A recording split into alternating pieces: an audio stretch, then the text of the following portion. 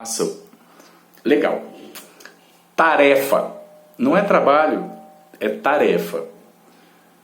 Se eu estiver andando com minha bicicleta em alta velocidade e numa esquina eu colidir a minha bicicleta no seu veículo de tração animal, você está andando com uma carroça que é puxada por um burro, é o animal, e aí efetivamente eu atravesso com a minha bicicleta, a gente colide e eu acabo causando um acidente, uma colisão.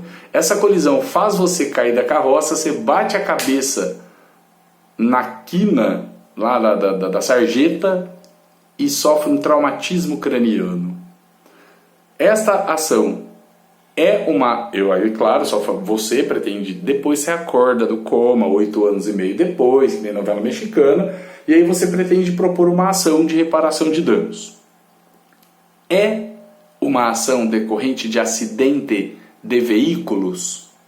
Bicicleta é veículo? Carroça é veículo? Motoquinha de criança velocípede é veículo? Cavalo é veículo?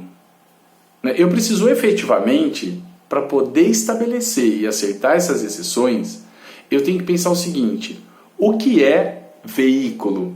Porque para enquadrar isso na exceção, eu preciso que seja um acidente de veículos. Então, efetivamente, eu preciso saber o que é veículo. E onde é que nós vamos encontrar isso, professor? Pelo amor de Deus, nós não sabemos. Relaxa o coração. Tarefa. Código de Trânsito Brasileiro. O Código de Trânsito Brasileiro define tudo que ele considera como veículo. Então, a sua tarefa de casa é ir pesquisar, e é facinho, você sai da aula, entra no Google e coloca lá o que é veículo de acordo com o Código de Trânsito Brasileiro. E aí você vai olhar que tem uma lista gigantesca do que é considerado veículo. E por exclusão, tudo que não tiver previsto lá não é considerado veículo.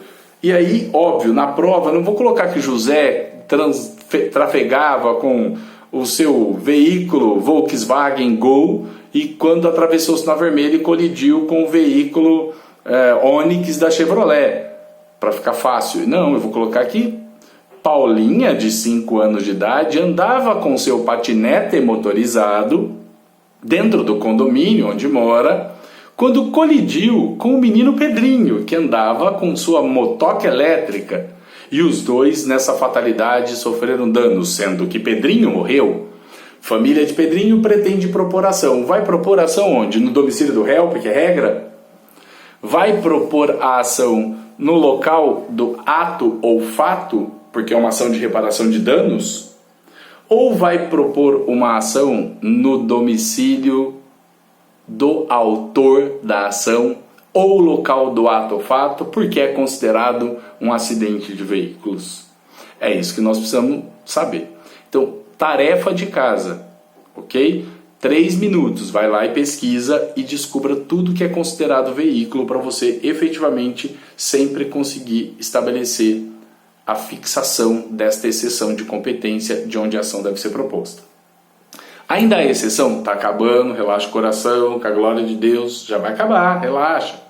Ainda há exceção aquelas ações cuja finalidade é reparação de danos, mas que foram causados por delitos.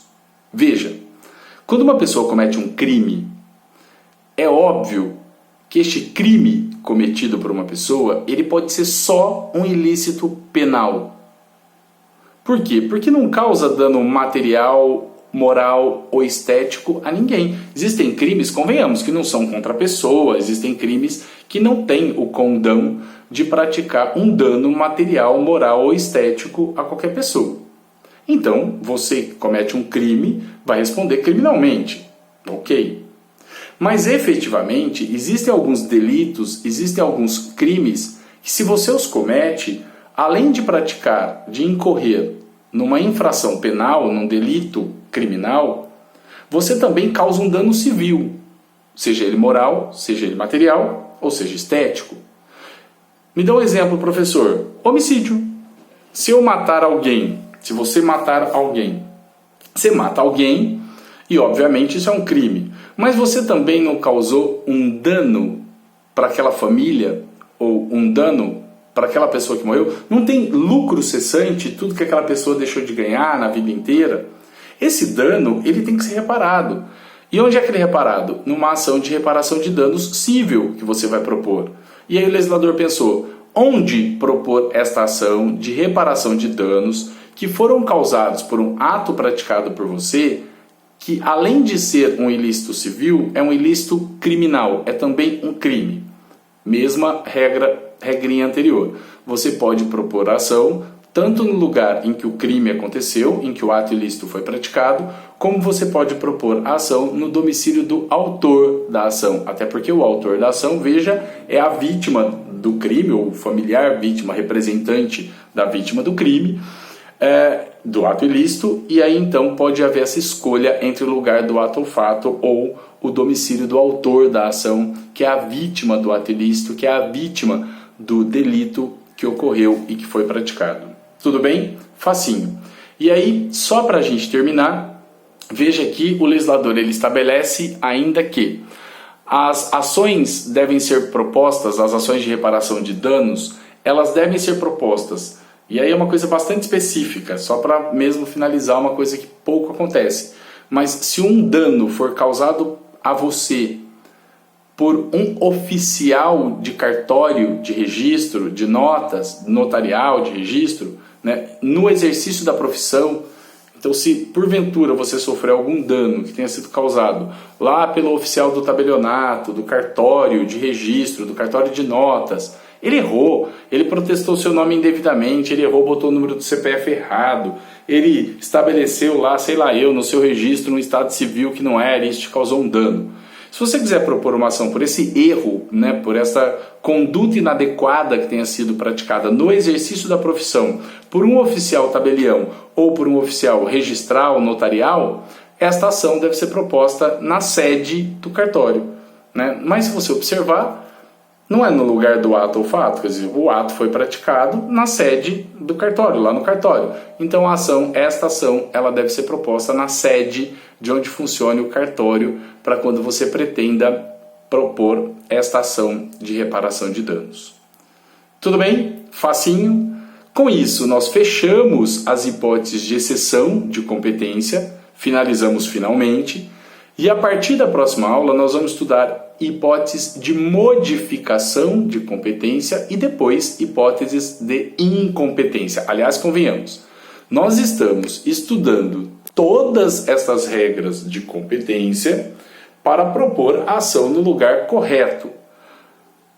O que eu tenho que saber a partir de agora é quando muda essa competência e o que acontece quando eu proponho a ação no lugar errado, né? Nós estamos fazendo de tudo para que a ação seja proposta no lugar correto, mas efetivamente eu preciso conhecer os impactos e os reflexos legais para as hipóteses em que a ação é proposta no lugar errado. Tranquilo?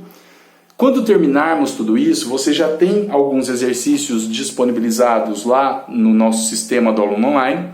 Outros exercícios serão disponibilizados e aí nós marcaremos uma conferência ao vivo lá por meio de algum dos aplicativos das plataformas que vocês preferirem, provavelmente o Zoom, que todo mundo está usando e que funciona muito bem. Nós vamos fazer lá a correção dos exercícios. E aí, fazendo ao vivo a correção dos exercícios, a gente já serve de revisão e para tirar dúvidas dessas aulas que você já assistiu e que estão gravadas no canal e disponibilizadas no Aluno Online, ok? Espero que estejam todos bem. Mais um pouquinho de paciência para que a gente possa se encontrar. Eu estou com saudade e espero vê-los em breve. Até logo!